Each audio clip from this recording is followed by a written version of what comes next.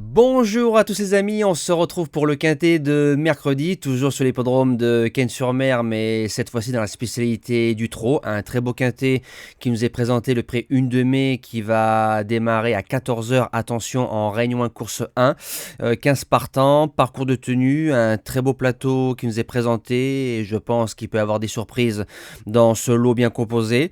On retrouve les résultats du week-end, donc un samedi où on a vu dans la sélection un tiercé ordre, quarté ordre et quintet désordre, un gain pratiquement de 1200 euros.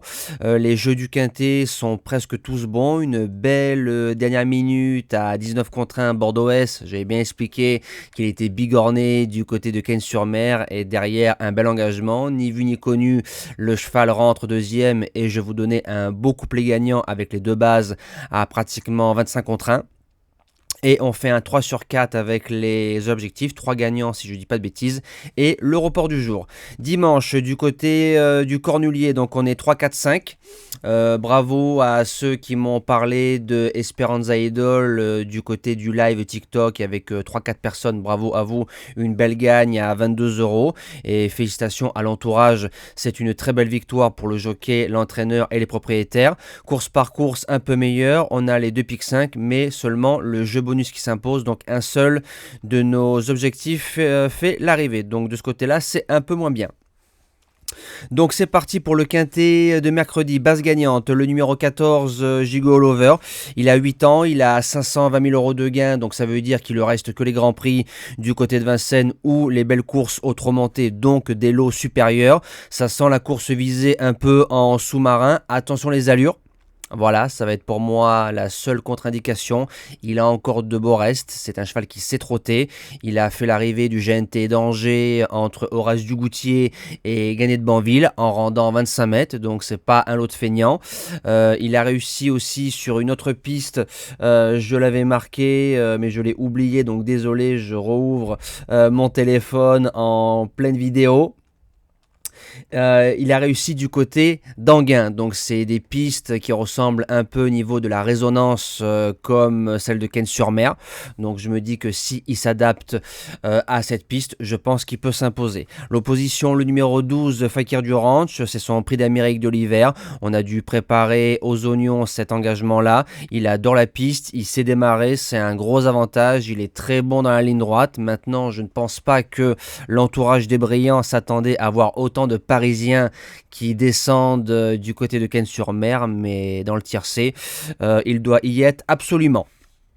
Pour les chances, on attaque avec le numéro 9, El Greco Bello. Depuis son arrivée à Cannes-sur-Mer, ça a été plutôt une réussite depuis l'été 2023. Il a un 6 sur 9. Il a croisé le fer de Fakir du Ranch tout en étant que plaqué devant. Là, il est déféré des 4.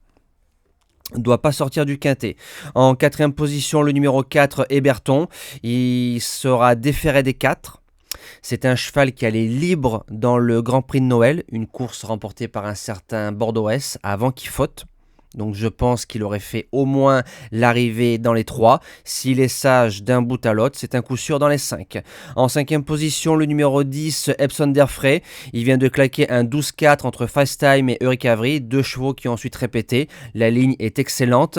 C'est un cheval qui va devant. Alors c'est vrai qu'il peut encore souffler le chaud et le froid, mais s'il fait sa valeur devant méchant, il va en faire trotter plus d'un. En sixième position, le numéro 11, 55 Bond. La forme des Martens, cheval encore un peu délicat, mais il a fait 5e du prix Montignac-Charente, derrière Ianmi, Guelanfort et Falco d'Avaroche, donc c'est pas un lot de feignant. Il a fini à côté de Fakir du Ranch mi-décembre, en 8 chevaux, il est indéboulonnable.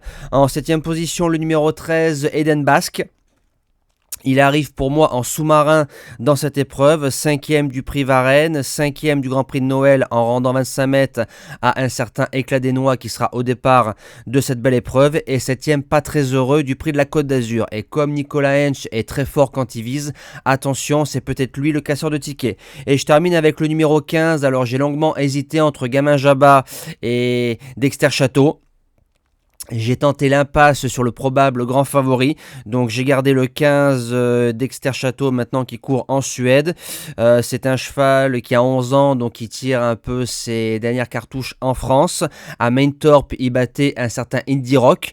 Indie Rock qui a fait deuxième, je pense, du meilleur hongre du moment, Inno du Lupin. Et l'été précédent, il faisait quatrième du Gâtinais derrière Gamay de Liton, Gaspard de Brion et un certain 55 Bond. Donc je me dis pour être cinquième, pourquoi pas, surtout qu'on met un local, un certain DBK à la drive. Moi je vous dis à demain pour le quintet de Vincennes, passez une belle semaine et bonjour à tous.